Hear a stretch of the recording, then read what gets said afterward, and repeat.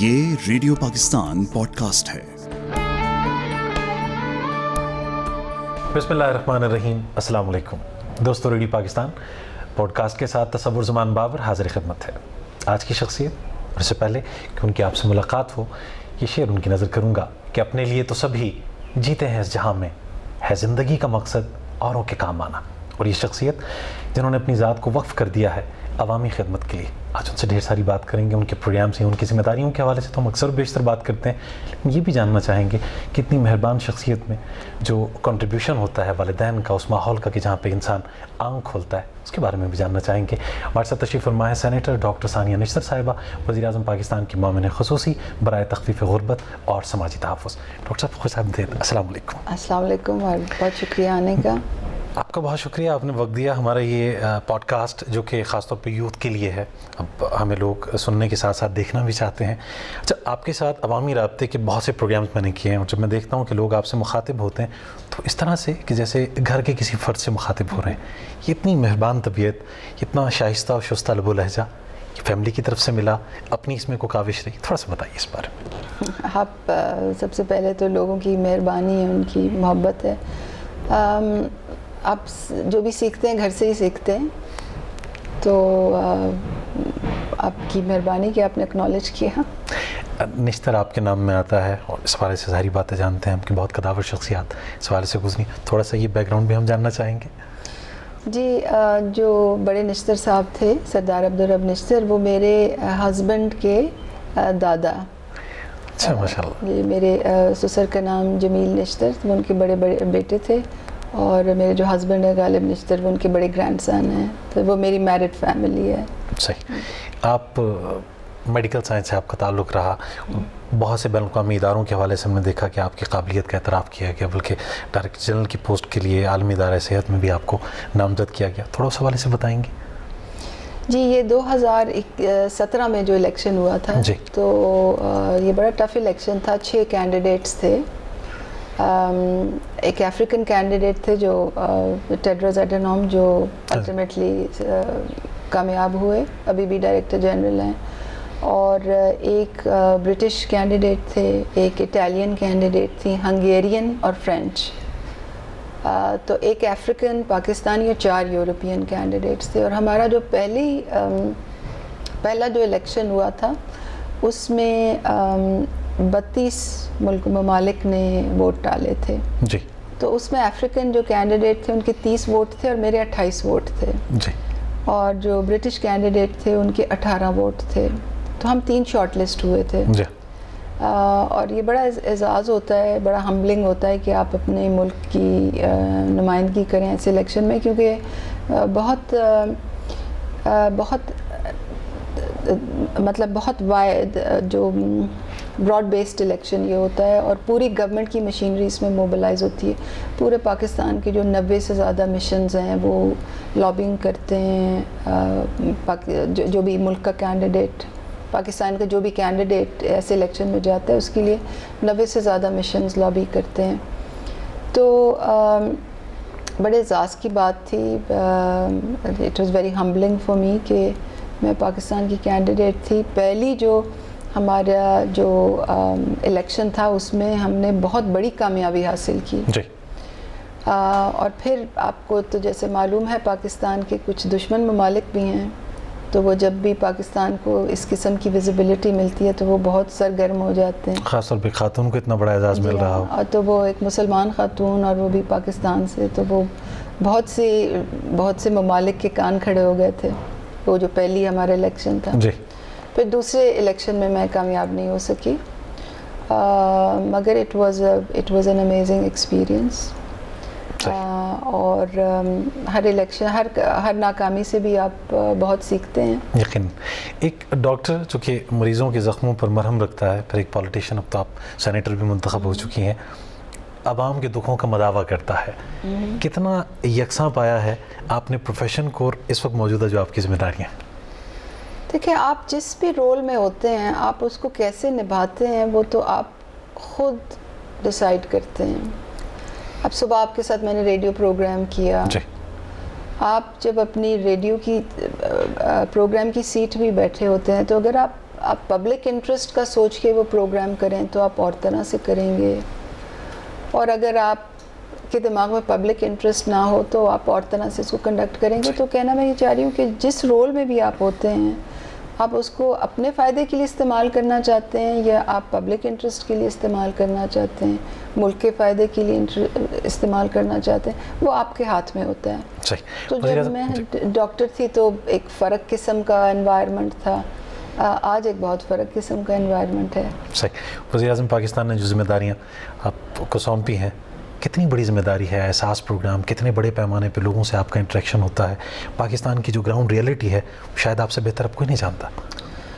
یہ بہت بڑی ذمہ داری ہے جی, کیونکہ تخفیف غربت کی جو منسٹری ہے اور خاص طور پہ سماجی تحفظ کے حوالے سے ایک ایسے وقت میں جب کووڈ جو ہے ابھی ہمارے اٹس ناٹ بیہائنڈ اس, اور اس وجہ سے جو پاکستان میں تو خیر اللہ کا فضل رہا ہے, ہم نے معاشی طور پر بہت جلدی ریکوری کر لی ہے. کئی ایسے ممالک ہیں جن میں بہت زیادہ تباہی ہوئی ہے, زندگیوں کی بھی اور روزگار کی بھی. ہم ان سے بہت بہتر ہیں, اللہ کا بہت شکر ہے, مگر پھر بھی کووڈ نے جو اپنا امپرنٹ چھوڑا ہے, اس تناظر میں یہ ذمہ داری آپ کے کندھوں پہ ہونا ایک بہت بڑی ذمہ داری ہے. ایسے بھی پاکستان میں غربت کی شرح کووڈ سے پہلے 24% تھی, انکم پاورٹی کی 38%, ملٹی ڈائمینشنل پاورٹی کی. بہت بڑا ملک ہے, بہت دور افتادہ علاقے ہیں, کچھ ایسے علاقے ہیں جو بہت ہی پسماندہ ہیں, اور اس میں اتنے بڑے پروگرامز کی ذمہ داری ہونا, اور پھر ایسی ذمہ داری ہونا کہ آپ نے نئے پروگرامز بھی لانے, ان کو جلد سے جلد اپروو بھی کرنا ہے, پائلٹ بھی کرنا ہے, اپ سکیل بھی کرنا ہے. ایک طرف ادارے میں دور رس اصلاحات بھی کرنی ہیں, اور ایسی اصلاحات جو کرپشن کے خاتمے سے متعلق ہوں, اور پھر آپ نے ایک پولیٹیکل انوائرمنٹ میں سروائیو بھی کرنا ہے, کیونکہ میں تو ایسے گھرانے سے نہیں آئی کہ جو جدی پشتی پالیٹکس میں ہوں یا روایتی سیاست کرتے ہوں. یہ تو میں نہیں کہنا چاہوں گی کہ ہمارا سیاست سے کوئی تعلق نہیں, کیونکہ ہمارے تو بڑوں نے پاکستان بنانے میں بہت کلیدی کردار, ان کا بہت کلیدی کردار رہا ہے. مگر جو روایتی سیاست ہوتی ہے تو اس انوائرمنٹ میں آپ نے سروائیو بھی کرنا ہے, آپ نے اگریسو ریفارم کرنا ہے, اور جب آپ اگریسو ریفارم کرتے ہیں تو آپ کے دشمن بہت بن جاتے ہیں. ایسا ہی, کیونکہ اگر آپ سٹیٹس کو کے حامل رہیں اور آپ کوئی ایپل کارٹ کو جیسے انگریزی میں کہتے ہیں نا اپسیٹ نہ کریں تو پھر تو ٹھیک ہے, مگر آپ نے ریفارم بھی کرنا ہے, آپ نے لوگوں کو نوکریوں سے برطرف بھی کرنا ہے, آپ نے ڈسپلنری ایکشن بھی کرنا ہے, آپ نے کنٹرولز بھی لانے ہیں. مسائل کا سامنا آپ کو کرنا پڑا, کیسی رکاوٹیں حائل ہوئیں جب آپ نے اس طرح کے ایکشنز لیے؟ رکاوٹیں تو ضرور آئیں, مگر ایک تو ہمیشہ میں بڑے اچھے سیکریٹریز کی میرے ساتھ رہے ہیں, اور مجھے کچھ یہ ڈیسیجن میکنگ میں بھی کہ پرائم منسٹر صاحب آپ سے ہمیشہ پوچھتے ہیں کہ آپ سیکریٹریز خود چوز کریں, تو میں ہمیشہ سیکریٹریز کی شہرت ضرور دیکھتی ہوں کہ ان کی کیا شہرت ہے, اور جو میرے ساتھ تینوں سیکریٹریز رہے ہیں, چاروں سیکریٹریز. خاص طور پہ کس خوبی کو دیکھتی ہیں آپ؟ جی, کس خوبی کو خاص طور پہ مد نظر رکھتی ہیں؟ میں ہمیشہ دیکھتی ہوں کہ کون سے سیکریٹریز کو کتنے زیادہ چیف منسٹرز نے برطرف کیا ہوا ہے. اچھا, وہ کتنی زیادہ دفعہ وہ OST بنے ہیں, ان کو کس چیف منسٹر نے نکالا ہوا ہے. اچھا, یہ ہسٹری میں ضرور دیکھتی ہوں. تو پھر تو اس چیف منسٹر کی بھی ہسٹری آپ دیکھتی ہوں گی. اب اس پہ تو میں تبصرہ نہیں کرنا چاہتی, مگر مجھے یہ اندازہ ہو جاتا ہے کہ سیکریٹری کون سے پورٹ فولیو میں تھے, کس زمانے میں تھے, ان کو کس نے برطرف کیا, اس کا بیک گراؤنڈ کیا تھا. تو جب بھی میں سیکریٹریز کی اپنی پریفرنس انڈیکیٹ کرتی ہوں, یہ تو اسٹیبلشمنٹ ڈویژن کا پروروگیٹو ہوتا ہے, پرائم منسٹر کا پروروگیٹو ہوتا ہے, مگر جب آپ اپنی پریفرنس انڈیکیٹ کرتے ہیں تو میں یہ چیزیں ضرور دیکھتی ہوں. تو آپ نے مشکلات کا ذکر کیا تھا, تو ایک تو میں اس بات, کیونکہ سیکریٹریز ہمارے پرنسپل اکاؤنٹنگ آفیسرز ہوتے ہیں, تو ایک تو اس چیز کا میں بہت خیال رکھتی ہوں, اور پھر پرائم منسٹر کی ہمیں بہت بیکنگ ہے کیونکہ اگر آپ ایسی ایڈمنسٹریشن میں کام کریں جب آپ ریفارم کرنا چاہیں, جب آپ ڈسپلنری ایکشن لینا چاہیں, جب آپ سخت فیصلہ کرنا چاہیں, وہ آپ کا ہاتھ روکتے ہیں کہ اس سے آگے مت جاؤ, تو پھر تو آپ کے پاس اور کوئی راستہ نہیں ہوتا ایکسیپٹ ٹو لیو کہ جی میں نے یہ کام نہیں کرنا. صحیح. مگر جب بھی پرائم منسٹر کے پاس جا کے میں نے کہا ہے کہ جی یہ چیز ہے, یہ خرابی ہے, اس کا یہ ہم ایکشن لینے میں لگی ہوں, ہمیشہ انہوں نے مجھے 10 دفعہ انکریج کیا کہ کل نہیں آج اس کو کرو. خوب. تو یہ ایک بہت بڑا فیکٹر ہوتا ہے. آپ کے احساس پروگرام کے حوالے سے, کیونکہ اس کے تحت ہم دیکھتے ہیں کہ بہت سے پروگرامز جاری ہیں, کیا ہم کہہ سکتے ہیں کہ ان میں کچھ پروگرامز ایسے ہیں جو بہت ہی اہمیت کے حامل ہیں, یا نہیں ہر پروگرام کی اپنی اہمیت ہے؟ دیکھیں جی, احساس جو ہے آج اس کے 288 ایکشنز پالیسیز پروگرامز ہیں. کچھ بہت بڑے پروگرامز ہیں جو لوگوں کو نظر آتے ہیں, کچھ گورننس سے متعلق ہیں, کچھ پالیسی ایکشنز ہیں, مگر 288 یہ بہت بڑا لینڈسکیپ ہے. بہت بڑی بات. اب اس میں جو بہت بڑے کچھ ہمارے پروگرامز ہیں جو ملک گیر ہیں, کچھ سلیکٹڈ ڈسٹرکٹس میں, کچھ پائلٹ سٹیجز پہ ہیں, جیسے احساس کفالت ملک گیر ہے, احساس بچت بینک اکاؤنٹ ملک گیر ہے, احساس بچوں کے تعلیمی وظائف ملک گیر ہیں, احساس بلا سود قرضہ ملک گیر ہے, احساس ایمرجنسی کیش ملک گیر ہے. پھر کچھ ایسے پروگرامز ہیں جو مخصوص اضلاع میں ہیں, کیونکہ ہم تو جتنا بجٹری انویلوپ ہوتا ہے اتنا ہی پیر پھیلا سکتے ہیں. احساس نشو و نما جو ہے اسٹنٹنگ کے روک تھام کا پروگرام, وہ اس وقت مخصوص 13 اضلاع میں ہے. احساس آمدن کا پروگرام جو چھوٹی سطح کے احساسے دینے کا پروگرام ہے, وہ 23 اضلاع میں ہے. پھر اس کے علاوہ ملک گیر پروگراموں میں اسکالرشپ کا بھول گئی. احساس انڈر گریجویٹ اسکالرشپ بھی ایک بہت بڑا ملک گیر پروگرام ہے. جو احساس کوئی بھوکا نہ سویا ہے, وہ مخصوص شہروں میں ہیں. پھر ہمارے کچھ جو پروگرامز ہیں وہ ابھی پائلٹ سٹیج پہ ہیں. پائلٹ جیسے احساس تحفظ ایک بہت اچھا پروگرام ہے, اور مجھے یقین ہے کہ وہ احساس میں بیسٹ پروگرام ہوگا. تھوڑی سی اگر تفصیل بتا دیں. جی, اس میں آپ جن لوگوں کے پاس صحت کارڈ نہیں ہے, صحت سہولت ان کے پاس نہیں ہے, وہ ہمیں SMS کر کے اپنی ضرورت سے آگاہ کر سکیں گے. اور یہ کون لوگ ہیں کہ جن کے پاس صحت انصاف کارڈ نہیں ہے؟ جن کے پاس صحت انصاف کارڈ نہیں ہے, اور پھر ہمارا پروسیس ٹریگر ہو جائے گا, اور وہ ان کی معاونت بڑے ایک ٹرانسپیرنٹ طریقے سے ہوگی. تو وہ فی الحال صرف ایک ہسپتال میں ہے. اس کی اسکیل اپ کا جو نظام ہے وہ انشاءاللہ اگلے 2 مہینے میں مکمل ہو جائے گا. پھر احساس ریڑھی بان کے بارے میں آپ نے سنا ہوگا کہ غیر رسمی شعبے میں جو لوگ یہ جو اسٹریٹ ہاکرز ہوتے ہیں, جو ریڑیاں جن کی ہوتی ہیں, بڑے مارجنلائزڈ لوگ ہوتے ہیں. اب پولیس بھتے لیتی ہے, لوکل انتظامیہ بھتے لیتی ہے, جن دکانوں کے سامنے ان کی ریڑیاں ہوتی ہیں, دکاندار ان سے بھتے لیتے ہیں. تو ان کو منظم کرنا, ان کو پروٹیکشن دینا, ان کو لائسنسز دینا, برانڈڈ ریڑیاں دینا, اس سے متعلق جو کام ہے ہم نے بہت چھوٹے سطح پہ G10 G11 میں شروع کیا ہے. ٹھیک. اب اس کو وسعت دینا ہے. ہمارے جو ابتدائی رزلٹس ہیں وہ بہت اچھے ہیں. ٹھیک ہے. سوری, اور 2 اور چیزوں کا میں بتاتی چلوں. یوٹیلیٹی سٹور پہ اور کریانہ سٹورز پہ ہم ایک ٹارگیٹڈ سبسڈی کا نظام لا رہے ہیں. یعنی کہ جب احساس کے جو حقدار لوگ جائیں گے تو ان کو اگر آٹے کی قیمت بازار میں 1200 ہے تو ان کو آٹے کا تھیلا 800 روپے میں یا 1000 روپے میں مل جائے گا. جو بھی پالیسی حکومت جب یہ نظام ڈپلوائے ہو جائے گا اس وقت. ٹھیک. تو یہ جیسے کہ میں نے کہا ملک گیر پروگرامز ہیں, کچھ مخصوص ڈسٹرکٹس میں ہیں, پھر کچھ ہیں جو ابھی پائلٹ سٹیج سے نکل کے اپ اسکیل ہو رہے ہیں. مگر آپ کا سوال یہ تھا کہ کون سے زیادہ اہم ہیں, تو ہر پروگرام جو ہے وہ اپنی نوعیت کا اہم پروگرام ہے. اور پھر اس کے علاوہ ہماری کیئر سروسز ہیں. ٹھیک. یعنی کہ پناہ گاہیں ہیں, لنگر کا پروگرام ہے.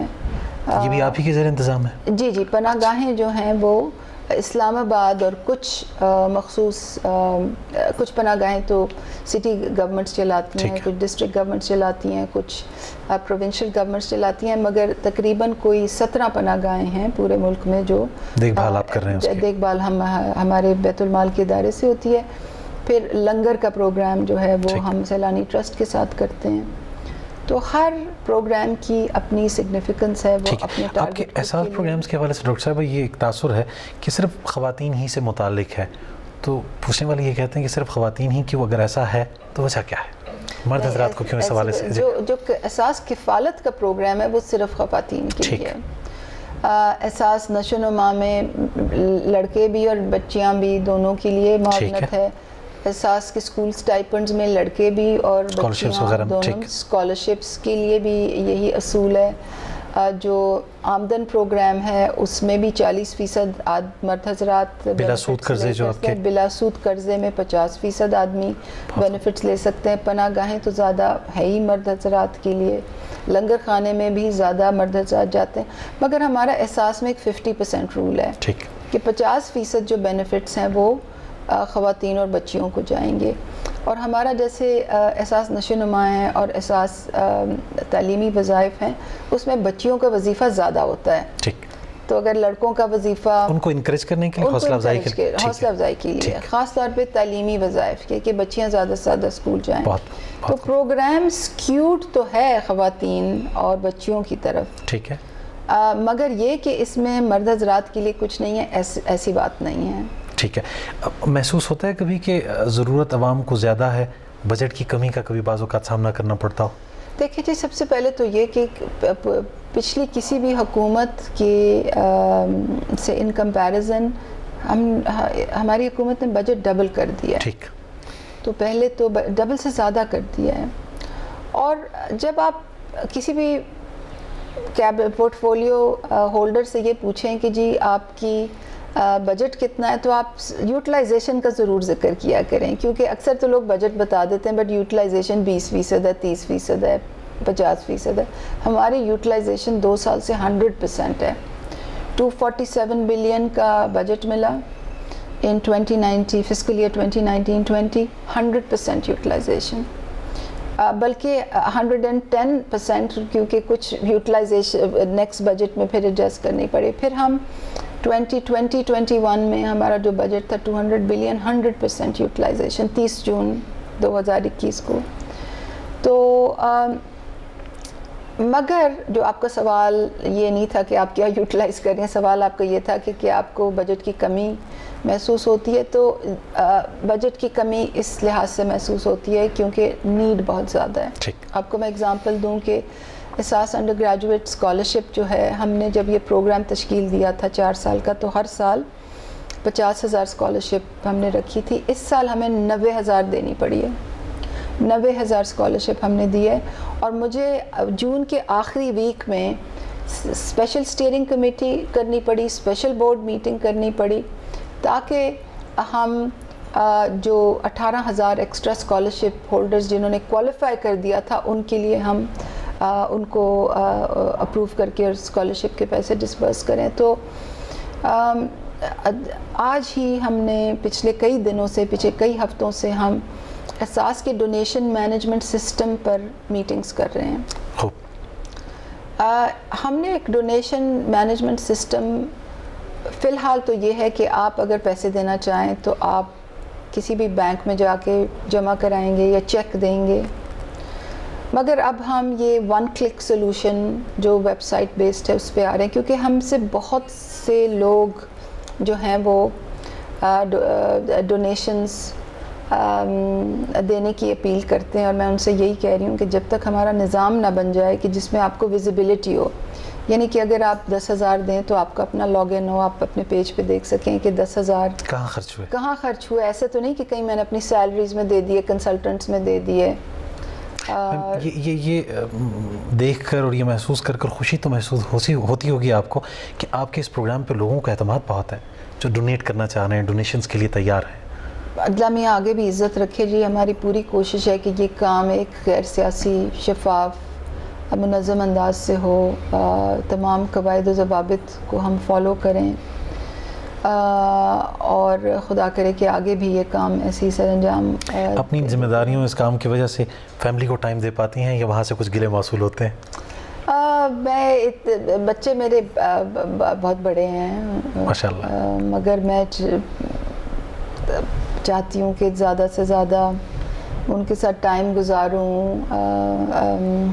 میرے ہسبینڈ بھی بہت بزی ہوتے ہیں, ایوننگز ہم اکٹھے گزارتے ہیں, مگر ज़्यादा मैं टाइम दूं, क्योंकि मुझे वीकेंड्स पे भी काम करना पड़ता है, तो वो ये बड़ी पेनफुल चीज़ होती है, मेरा काम ख़त्म ही नहीं होता। अपनी कुछ पसंद नापसंद के बारे में फुर्सत के लम्हात तो कम ही मैसर आते होंगे, शेर व शायरी से शगफ हो, कोई म्यूज़िक पसंद हो, कोई आवाज़? हमारा मुल्क तो फ़नून लतीफ़ा के हवाले से खासा ज़रख़ीज़ है। शेर व शायरी तो मुझे बिल्कुल नहीं आती, क्योंकि वो उर्दू की क्लासेस में वो बैतबाजी की एक महीने में एक दफ़ा बैतबाजी की क्लास होती थी, उसमें मुझे बहुत डांट पिटती थी क्योंकि मुझे शेर याद नहीं होते थे। म्यूज़िक, इंस्ट्रूमेंटल म्यूज़िक पसंद है, और वो कभी कभी टाइम मिलता है तो सुनती हूँ, मगर मेरा वर्कलोड बहुत ही ज़्यादा है। मुझे सैटरडेज़ को भी काम करना पड़ता है, संडे को भी करना पड़ता है, अर्ली मॉर्निंग भी करना पड़ता है, लेट नाइट भी करना पड़ता है, बहुत कम टाइम मिलता है मुझे। तो इस खिदमत के सफ़र में आपका अपना जो प्रोफेशन है, क्योंकि आप पाकिस्तान की बहुत चंद महदूद जो शायद मेरे ख्याल में वाहिद या पहली कार्डियोलॉजिस्ट माहिर अमराज़ क़ल्ब रही, तो वो फील्ड, वो प्रोफेशन कहीं पीछे तो नहीं रह गया? या उस मैंने अपनी मेडिकल प्रैक्टिस तो 2020 में छोड़ दी थी, 2000 में छोड़ दी थी। ओह अच्छा। उसको तो 21 साल हो गए हैं। जब मैंने ये पब्लिक हेल्थ की तरफ में आई थी तो मैंने तीन महीने हॉस्पिटल से छुट्टी ली थी। मैं PIMS में सीनियर रजिस्ट्रार कार्डियोलॉजी थी, 3 महीने मैंने छुट्टी ली थी, और उसके बाद मैं कभी हॉस्पिटल वापस नहीं गई। आप पाकिस्तान का फ्यूचर आप कैसा देखती हैं? देखते हैं कि मसाइल हैं, और वज़ीर-ए-आज़म पाकिस्तान भी बारहा कह चुके हैं कि इंशाल्लाह बहुत जल्द खुशहाली के माहो साल देखेंगे। आप क्या देखती हैं, क्योंकि आवाम से आपका डायरेक्टली एक इंटरेक्शन रहता है? इंशाल्लाह फ्यूचर बड़ा ब्राइट होगा। जो हमारी जो गवर्नमेंट है, जो एक फ्यूचर पाकिस्तान की जो गवर्नेंस की जो दाग बेल रख रही है, उसके बड़े दूर रस असरात होंगे इंशाल्लाह। अभी तो ये लोग जो हैं, महंगाई पे लोगों का बड़ा फोकस है, उसकी वजह से बहुत परेशान है, मगर महंगाई के इस शोर में वो जो दूर रस इस्लाहात हो रही हैं, वो उनकी आवाज़ शायद आवाम तक नहीं पहुंच रही, मगर इंशाअल्लाह उनके समरात आवाम तक ज़रूर पहुंचेंगे। और मैं तो फ्यूचर पाकिस्तान का बहुत ब्राइट देखती हूँ। आला हुकाम में जितनी दिलचस्पी या बाकायदगी से आप रेडियो पाकिस्तान को वक्त देती हैं, जानना चाहूँगा कि रेडियो पाकिस्तान के लिए आप क्या कहना चाहेंगी? ख़ास तौर पे हमारी जो नई सर्विस है पॉडकास्ट, जो कि नौजवानों के लिए है, डिजिटल मीडिया के हवाले से कुछ हम चाहेंगे किस हवाले से आप अपने तासुरात? क्योंकि मैं फील्ड में बहुत जाती हूँ, तो मैं उनसे हमेशा एक सवाल, पहला ये सवाल करती हूँ कि आप तक हम अपनी आवाज़ कैसे पहुँचाएँ, क्योंकि हमारे बहुत ज़्यादा प्रोग्राम्स हैं, ऑपरेशंस हैं, वो बहुत ही ग्रास रूट्स लेवल के लोगों के लिए होते हैं, और हमें उनकी कान तक अपनी आवाज़ पहुंचानी होती है कि जी अब ये प्रोग्राम खुल गया है, अब इस पोर्टल खुल गया है, अब इसमें आप ऐसे बेनिफिट ले सकते हैं, कंप्लेंट यूँ कर सकते हैं। सारे वक्त हमारा काम ही यही है कि प्रोग्राम्स की आवाज़ लोगों तक पहुंचाएं। तो मैं जब भी फील्ड में जाती हूँ, पहला मेरा ये सवाल होता है। और आप यकीन करें, अक्सर लोग जो हैं उनसे, घर में टीवी है? नहीं। घर में रेडियो है? नहीं। कंप्यूटर है? नहीं। तो फिर आप बाहर की दुनिया के साथ क्या आपका राब्ता है? तो वो फ़ोन, फीचर फ़ोन दिखाते हैं कि जी फ़ोन पे हम रेडियो सुनते हैं। सही। तो रेडियो का फुटप्रिंट हम आप जैसे लोगों में तो इतना ज़्यादा नहीं होगा, मगर जो ग्रास रूट्स लेवल पे जितना सुना जाता है, और आपके साथ तो मैं सुबह प्रोग्राम करती हूँ, आपको दूर दराज से लोगों की फ़ोन कॉल्स आती हैं, उनके क्वेश्चंस होते हैं, और फिर जब हम घंटे का प्रोग्राम ख़त्म करते हैं तो क्यू भी बहुत बड़ी होती है। तो रेडियो एक बहुत बड़ा, बहुत अहम कम्युनिकेशन टूल है, और स्पेशली उन लोगों के लिए जिन तक हम पहुंचना चाहते हैं। तो आपकी बड़ी मेहरबानी है, आप बुलाते भी हैं, टाइम भी देते हैं, और मेरे इस तमाम अमले को आप अकोमोडेट करते हैं। अच्छा मैम, हम ये भी जानना चाहेंगे कि आवाम को ज़्यादा से ज़्यादा और बेहतर सहूलियात फराहम की जाएँ। बाज़ औक़ात एक काम के लिए कई जगहों का रुख करना पड़ता है। जो वन विंडो ऑपरेशंस की हम बात करते हैं, क्या उस हवाले से आप के ज़ेरे गौर भी इस तरह के मंसूबे हैं, या आवाम को इस तरह से रिलीफ दिया गया? जी बिल्कुल, हमने हाल ही में सितारा मार्केट में एहसास का पहला वन विंडो सेंटर खोला है माशाअल्लाह, और हमने कमिट किया है कि इस फाइनेंशियल ईयर में हम मुल्क के हर डिस्ट्रिक्ट में वन विंडो सेंटर खोलेंगे। اور میں آپ کو دعوت بھی دوں گی اور تمام ناظرین کو بھی کہ وہ ستارہ مارکیٹ کا ون ونڈو سینٹر جا کے دیکھیں. مگر وہ جو سینٹر ہے وہ اساس ون ونڈو پالیسی کا ایک ستون ہے, اس کے 5 اور ستون ہیں. سب سے پہلے تو جو ہم ون ونڈو سینٹر کھولتے ہیں اس میں اساس کی تمام سروسز اکٹھی ہوتی ہیں. اساس کفالت بھی ہے, اساس تعلیمی وظائف بھی ہے, اساس اسکالرشپ بھی ہے, اساس کا آمدن بھی ہے, اساس بلا سود قرضہ بھی ہے, اساس برائے خصوصی افراد بھی ہے, رجسٹریشن ڈیسک بھی ہے سروے کا, اور اس کے علاوہ وہاں نادرا کا بھی کیوسک بھی بناتے ہیں کیونکہ فارم اور آئی ڈی کارڈ بنانے میں آسانی ہو. پھر وہاں ہمارے جو بینکس جہاں سے پیمنٹ ہوتی ہے وہاں ان کے اے ٹی ایمز بھی نصب ہوتے ہیں, ان کی پوائنٹ آف سیل مشین بھی ہوتی ہے. جو ہماری پارٹنرنگ این جی اوز ہیں جو ہمارے لیے لنگر چلاتی ہیں ان کا لنگر کی بھی ایک آؤٹ پوسٹ ہوتی ہے. جو ڈسیبلٹی میں ہماری معاونت کرتی ہیں وہ بھی ہوتی ہیں. باہر پناہ گاہ کی وین بھی کھڑی ہوتی ہے تاکہ کوئی آئے اور اس کا کام وہاں ہو نہ تو وہ شام کو پناہ گاہ چلا جائے, لنگر سے کھانا لے لے. اور خالی سینٹر نہیں ہے, پروسیسز کی سمپلیفیکیشن, اگلے ہفتہ ہم ایک ویڈیو بھی جاری کر رہے ہیں جس میں یہ ساری پروسیس سمپلیفیکیشن لوگوں کی سہولت کے لیے. تو یہ تو ون ونڈو آپریشنز کا ایک ستون ہے. پھر اس کا دوسرا ستون جو ہے وہ ایک ڈیجیٹل انٹرفیس ہے کہ ہر کوئی جا کے اپنی جو لوگوں کے کویسچنز ہوتے ہیں جو سوشل میڈیا پہ وہ پوسٹ کرتے ہیں وہ تمام ہم نے ڈیجیٹلی ان کو آرکائیو کی ہے. پھر تیسری ایک موبائل ایپ ہے جو آپ کو ہماری سروسز کا راستہ بھی بتا دیتی ہے. پھر اس کا چوتھا ستون جو ون ونڈو آپریشنز کا ایک بیک آفس انٹرفیس ہے. پھر اس کا 5واں ستون ایک پالیسی ہے کہ جی آپ نے ون ونڈو جو آپریشنز چلانی ہیں تو کون سے ہاؤس ہولڈ کے سکور پہ کس کو کیا بینیفٹس ملیں گے. اور جو چھٹا ستون ہے ون ونڈو سروسز کا وہ ڈیٹا شیئرنگ میکنزم ہے. تو یہ ون ونڈو آرکیٹیکچر پہ ہم پچھلے 2 سال سے کام کر رہے ہیں. یہ جو تمام سٹرینڈز ہیں اس کی اب کمپلیٹ ہوئی ہیں, کچھ کمپلیٹ ہوئی ہیں, کچھ ابھی بھی پائپ لائن میں ہے. پہلا سینٹر ہم نے کھولا اور انشاءاللہ ہم 154 سینٹرز کھولنے جا رہے ہیں. اور ہمارا جو سروے ہے جس کی بنیاد پہ تمام فیصلے ہوتے ہیں وہ بھی اب اس ہفتے کوئی 97% کمپلیٹ ہو گیا ہے. تو انشاءاللہ وہ 31 جولائی کو سروے بھی ختم ہو رہا ہے اور 31 جولائی کو ہم تمام تحصیلوں میں ڈیسکس لگا دیں گے تاکہ جو لوگ کسی وجہ سے ان کا سروے نہیں ہو سکا وہ اپنا خود اندراج کرا لیں. ہماری پیمنٹ ڈرائیو چل ہی رہی ہے. تو 31 جولائی کے جو قریب جو 2 ویکس ہیں وہ ہمارے لیے بہت اہم ہیں کیونکہ ہم اپنی سروے بھی کمپلیٹ کرنا چاہتے ہیں. لوگوں کو ایک پورٹل بھی کھول دیں گے کہ لوگ اپنا سٹیٹس چیک کر سکیں کہ ان کے گھرانے حقدار ہیں یا نہیں. اور ساتھ ساتھ پیمنٹ ڈرائیو کو بھی زیادہ تیزی سے ہم کریں گے. تو میں نے ان 2 ہفتوں میں اپنی ملٹیپل سٹیز کا وزٹ بھی رکھا ہوا ہے تاکہ میں لوکلی جا کے لوگوں سے بات کروں, خاص طور پہ میڈیا پہ, تاکہ وہ لوکلی ہمارا جو میسج ہے وہ پھیلائیں. اور ریڈیو سے بھی میری خاص استدعا ہوگی کہ ہمارے میسیجز ڈسیمینیٹ کریں. بہت شکریہ آپ کے وقت کا اپنے پوڈ کاسٹ کے لیے, اور ہم چاہیں گے کہ انشاءاللہ آپ سے یہ گفتگو کا سلسلہ جاری رہے. بہت شکریہ. ہمارے ساتھ محترمہ سینٹر ڈاکٹر ثانیہ نشتر صاحبہ تشریف فرما رہی ہیں. ان سے ہم نے گفتگو کی اور اصولوں کی پاسدار, بلکہ ان کے بارے میں جاتے جاتے یہ ضرور کہوں گا اپنے ماضی اسلاف کے بارے میں, جیسے انہوں نے فرمایا جو کہ بانیان پاکستان میں سے ہیں, کہ اپنے ماضی سے جو ورثے میں ملے ہیں ہم کو ان اصولوں کی تجارت نہیں ہوگی ہم سے. تصور زمان بابر اور اس ایپیسوڈ کے پروڈیوسر اسد اللہ خان کو اجازت دیجیے. اللہ نگہبان. یہ ریڈیو پاکستان پوڈ کاسٹ ہے.